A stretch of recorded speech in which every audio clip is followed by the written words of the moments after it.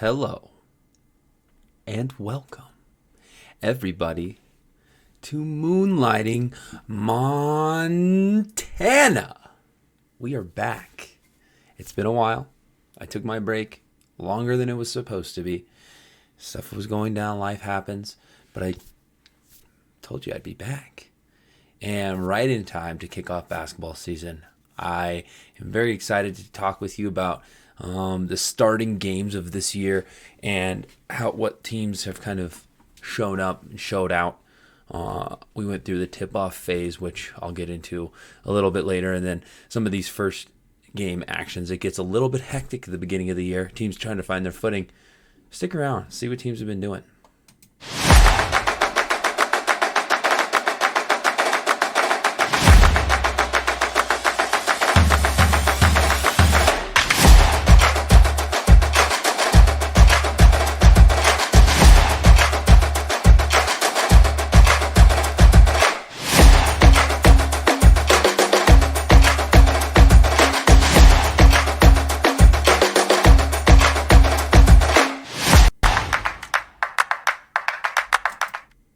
Hello. I told you I'd be back. People, we've had some high-octane basketball games to start this year. And guess what? We're going to talk about a few of them. I tend to think that the beginning of the year is not always the best to cover anyway. And so I'm really glad that not only did I kind of let the tip-off games be as they were, but yeah, we don't really need to talk about them. So we're going to kind of start. It's about week 2 of games after that, depending on what teams played in the tip-off and what teams didn't. Because tip-off typically, as shown on SportsCenter, can be a little bit wishy-washy. For example, I went to a tip-off tournament in Hamilton where the Hamilton JV boys decided it would be really good to lift their own spirits and play against Northwestern C teams, or Western C teams, I should say. And I don't know. I have my own opinion on that. Might not need to be said, but those games don't really show a whole lot when you got JV teams playing and classes playing, mix up and mismatch. Not that, you can't play across class, but I don't always feel like it's the best time to analyze what teams are going through and you just throw them into a tournament. And it has you can utilize it. It has its utilizations. Get the team out and show them to the world, as well as seeing some teams that you might not see during the regular season, which is always an advantage. But beyond really that, I don't need to talk too much about tip-off.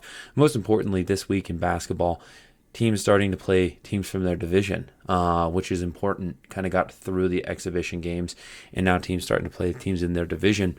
And I've got a chance to watch a lot of basketball, and I've been really excited because this is kind of like my wheelhouse. I loved football. I loved watching football and covering football, but this is where I feel like I do a better job of analyzing and detailing what's going on in my brain, as well as bringing you the scores and updates in a nice compact package. And I promise I'll be a lot more consistent from this point on. Without a whole lot more to say, let's freaking get into it.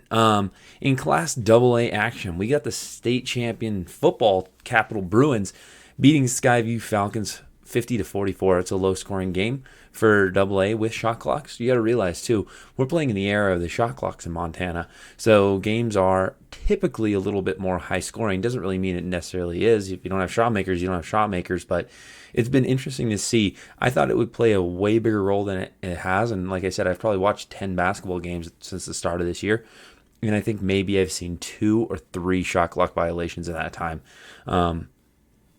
So it hasn't played as much of a role. So 50-44, a little bit lower scoring, but Capital wins that game. Gallatin Raptors versus the Flathead Braves, 57-34. They handle business. I think Gallatin's going to be really good this year. They were good last year. I think they're going to be better this year. They have a really good little guard, and obviously the Clark kid was a good football player, an amazing football player, and he's an amazing athlete. And you got to watch Gallatin Raptors play. They're athletic. They're fun to watch. And I think they're going to really be coming into their own this year in Class Double A, especially in that area. I think Bozeman's really strong, but it just is what it is. Right below it, we have another Gallatin game. This website that we have running, my brother-in-law and I, mostly my brother-in-law, he does everything because he's a wizard. We're going to get the dates set up at some point where it's a little bit easier to categorize them by the date. But for now, they're plugged in team by team. So if you see a duplicate, it means they play back-to-back, which there's a lot of back-to-backs going on right now. So the night before, Gallatin ends up losing to Glacier by 4 points. Kind of interesting. I don't really know a whole lot about Glacier. The AA is really the only division I haven't watched at least a game in, and I don't have a huge grasp on how good teams are across. Below that, on the 16th, Helena loses to Skyview 58-55.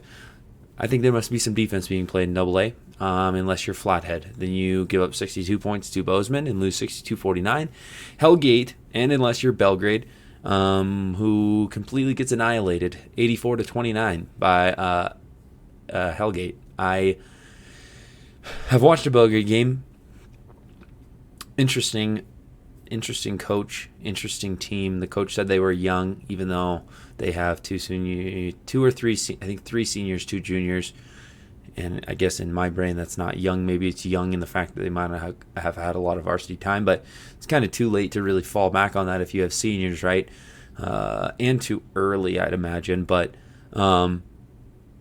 Belgrade needs to figure some things out. They relied a lot on Tavius Randall last year, and his brother's playing, and it feels like they're relying a lot on his brother now as well. They just don't look like they really compare to the AA teams, in my opinion. That could change. I don't foresee it changing. I think that Belgrade's in a pretty deep slump right now, and they need to get back on track. Being a former Belgrade Panther myself, I don't like seeing score lines like that, and it hurts to see them struggle so bad. So I hope my hometown can get it figured out. Glacier loses 43-49 to Bozeman. I think Bozeman's pretty solidly in that conversation of favorite to win Class AA state. They were really good last year. Belgrade actually made a statement and knocked them at least back one game in the state tournament, but they climbed back as Bozeman does and ended up, I believe, playing in the state championship. Not that it mattered because the Bruins took care of business, but after that we got Big Sky losing Great Falls 65-60. Billings Senior losing to Helena 65-73. Billings Senior losing 49-54 to Capital. Kind of just what I've gathered from the AA scores is I don't really know a whole lot other than Belgrade stinks, and the Helena teams are kind of weird. They'll lose to a team that and then beat a team that beat that team, and that's how AA should be. I think that it with the talent level should match up a little better than like when you're talking Class C, where you might have any talent on a team, and then you might have a team that's just got a lot of guys that have played. I think AA should be a little bit more like that. Belgrade at least barely loses 52-55 to Butte, and before that I believe Belgrade got smacked pretty hard by Helena High, so Panthers looking for that win. Then we got Class AA action. Lockwood loses Frenchtown 42-69. Frenchtown's big and athletic. Cornfed boys always are big and athletic. I think that they're a force to be reckoned with in Class A. And then below that, Lockwood loses 35-38 to Hamilton. I think Hamilton's down, in my opinion. I don't see them being as good as they were last year. Not that they, made any crazy statements, and not that they couldn't beat any team on a given night. But I just don't think that they are the way they, used to be. Dawson wins 79-55 against Glasgow, and then Dawson loses the night before 52-47 against Haber. Sydney ends up winning 57-54 against Glasgow. And on the 17th, Libby loses by 20 points to the Polson Pirates. Libby Loggers, I thought they were going to be down. I didn't think they were going to be very good, but they did end up beating Ronan. And if you know anything about res ball in Montana, you know that the res ball teams they're good. They are elite defensively, and they just always find a way to at least be scrappy. And so props to Libby for at least beating them. Corvallis beats Whitefish 77-56. Columbia Falls wins 66-51 against Browning. So I think Sioux Falls still pretty good, continuing the winning ways. Butte Central puts a beat down on what I have across my chest here. East Helena Vigilantes. Watched every Vigilante game this year, and that was the worst they've played, bar none. And they've actually played good basketball this year. They've had a rough go, and not only that, but Butte Central had a very good go at things. It wasn't just Dougie Peoples, and it really hasn't been Dougie Peoples. We can talk about a little bit about that. Dougie Peoples this year, not that he hasn't been, a force to be reckoned with, but I think that the Dougie Peoples hype might be getting to him a little bit. He's still a very elite scorer, and he's still an amazing basketball player, but not doing the same level of carrying that he did last year, which is a good thing for Butte Central, in my opinion, as a basketball team. Not that they weren't the best basketball team in A last year, they were, but for him to know that he can rely on his teammates is very important. And then below that, the team that I think is the favorite in A, they were the favorite in football as well. Fergus beats Billings Central 78-49. Billings Central's always good. Okay, they might be down player-wise, but they are amazingly well coached, and by Jimmy Sturgar up there in Billings Central. And for them to lose by 30 to Fergus means Fergus is very good, and Fergus already has a win against Butte Central, so they're just knocking off top teams. And I just think Fisher Brown and Duncan Robinson are, to me, they're the two best basketball players in the state right now. It'd be interesting to see a Gatorade Player of the Year vote, because those two, it could be either one of them that are going to be hurting you and killing you, and they understand the game of basketball. They'll pass the ball early in the possession to get it back after it swings around a few times, and then slice the defense, and it's just hard to stop them. Hardin loses 39-67 to Frenchtown. Like I said, Frenchtown's pretty good. Butte Central beats Beaverhead 46-32. So low-scoring affair there, and then Beaverhead goes and beats Corvallis 68-45. And more about the Vigilantes. This is actually 3-1. They got a win tonight against Steve I. Congratulations to them. I didn't think they looked very strong, but those are the games that matter. Can you look weak? Can you have a bad game and still prevail? East Helena hasn't proved that until this year. They haven't had to, because they've been out of games right away, and so for them to not play well and then be able to take out a team, doesn't matter who it is. I think Steve I gets a bad rap for being worse than they are. But I think that's good news for East Helena to be able to not play as well as they can and also win games.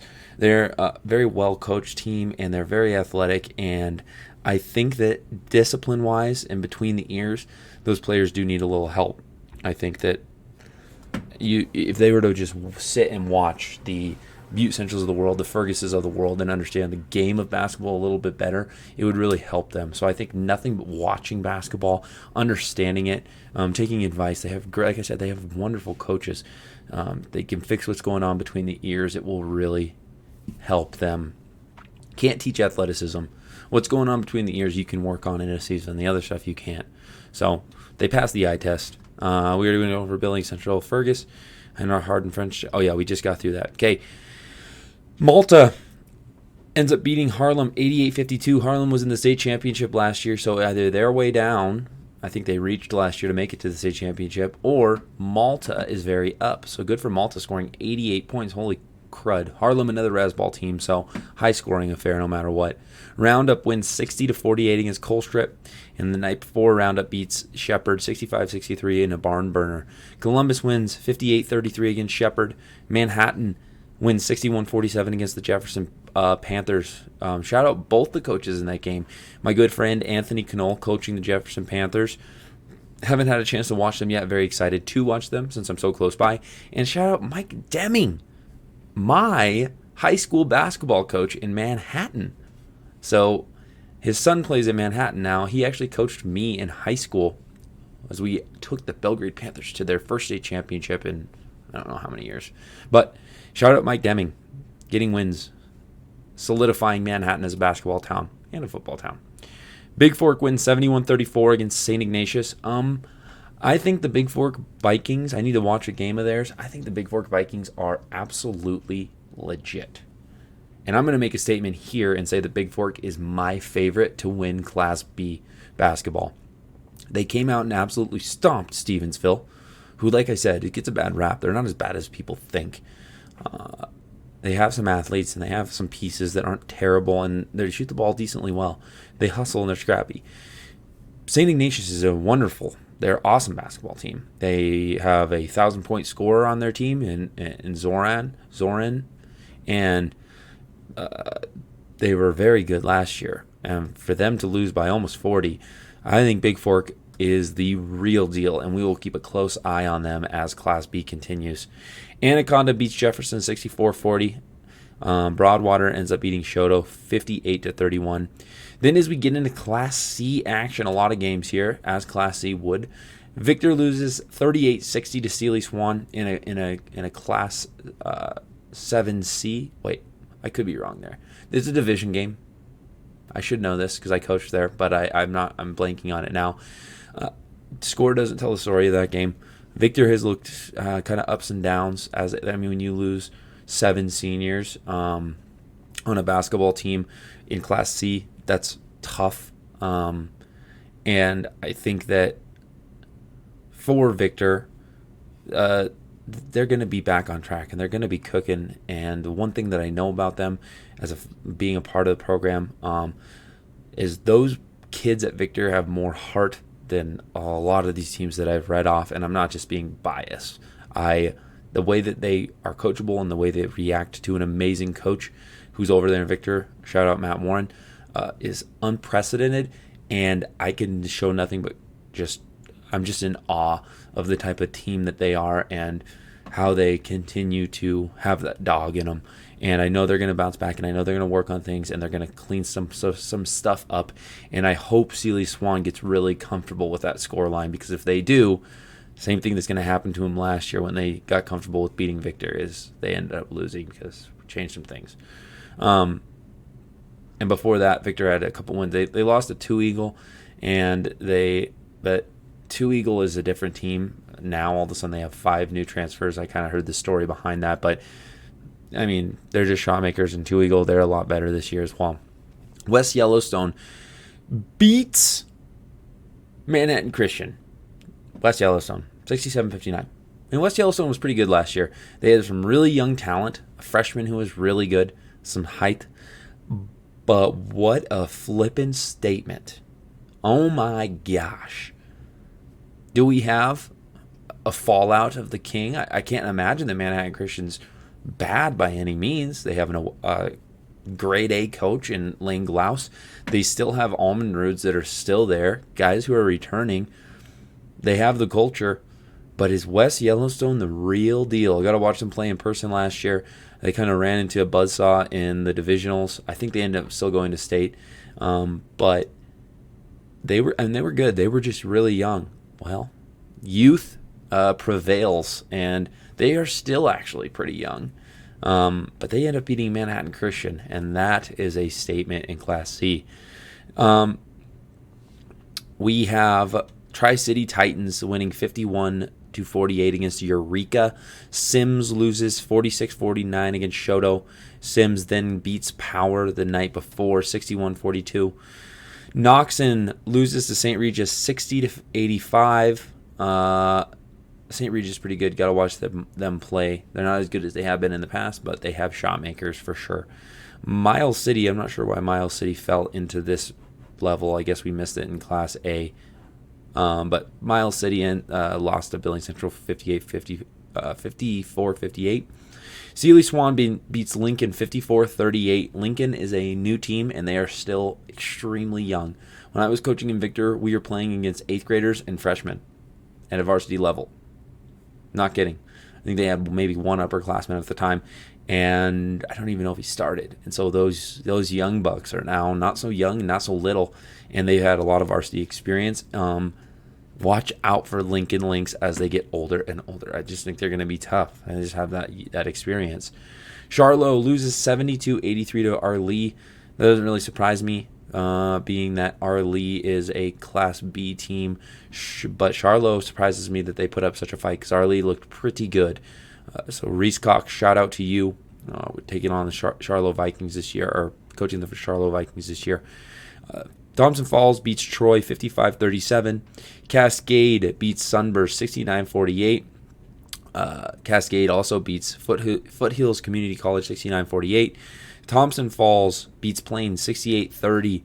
Eureka loses to Melstone 46-49. Bridger got they barely scored 21-50 against Broadview Levina. Reed Point Rapple J loses 32-76 against Park City. Here we go, Heart Butte. North Star 66, Hayes Lodgepole 43. Heart Butte 117-13 against Valier. Heart Butte did this all last year too. Now I was talking about res ball teams. When I say the res ball, it means it's a very specific type of basketball. If you've played basketball in Montana, you understand what I'm talking about. You know what I mean when I say res ball. It is high pace. It is traps and presses the entire game, and it is very quick and very active hands in scoring the most ridiculous shots you've seen. Get ready to wear a heart monitor. Get ready to have your subs ready to roll because they are going to outrun you. That's just a fact. Res ball teams are going to outrun you. You're gonna need to be conditioned going into those games.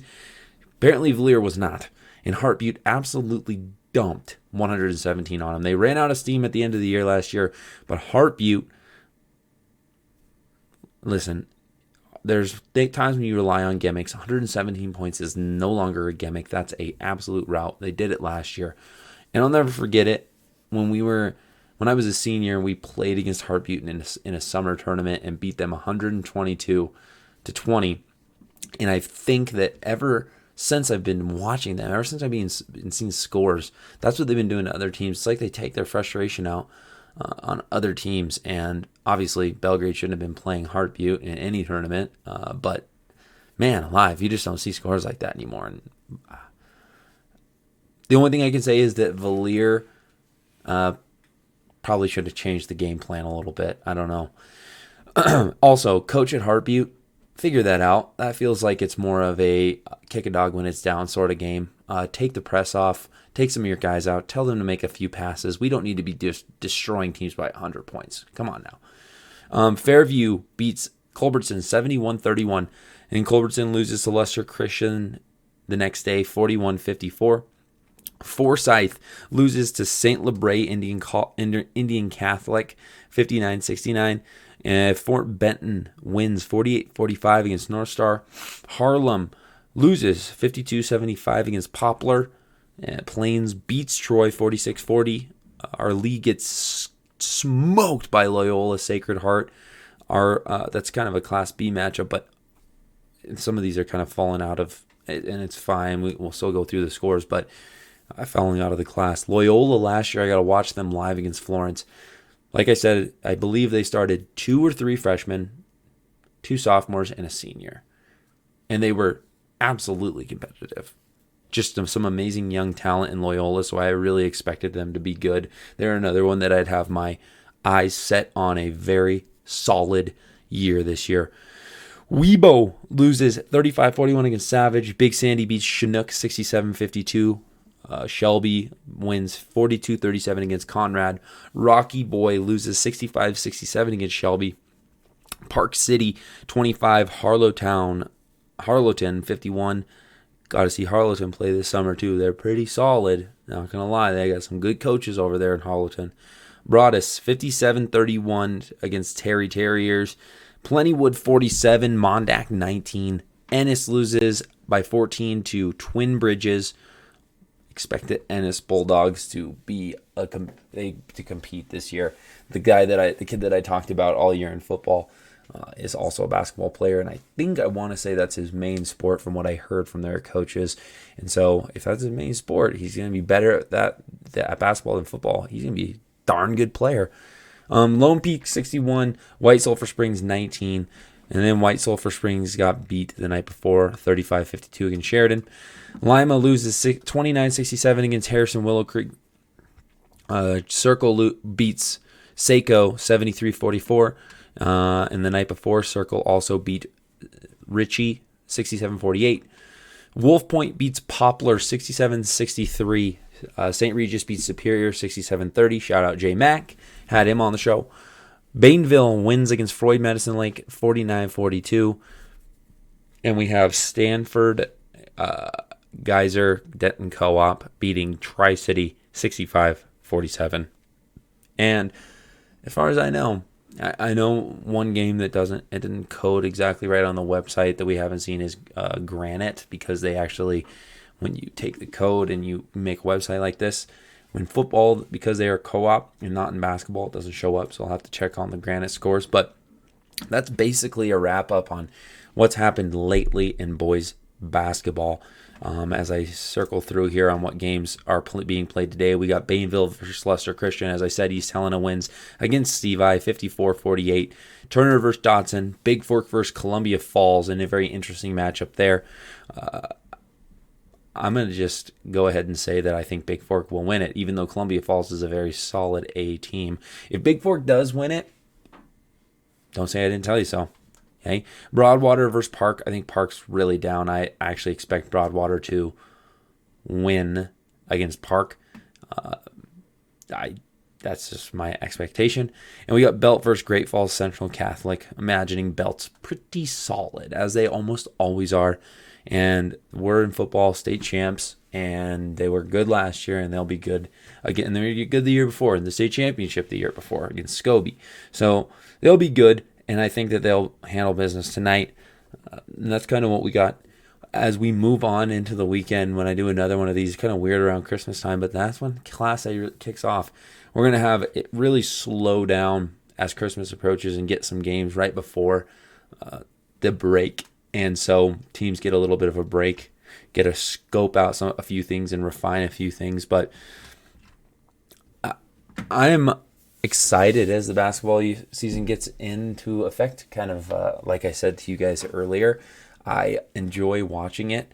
It's going to be hard to keep up. I'm going to have to be way more consistent on how I'm doing this, how I'm handling this, because there's just so many games to get through.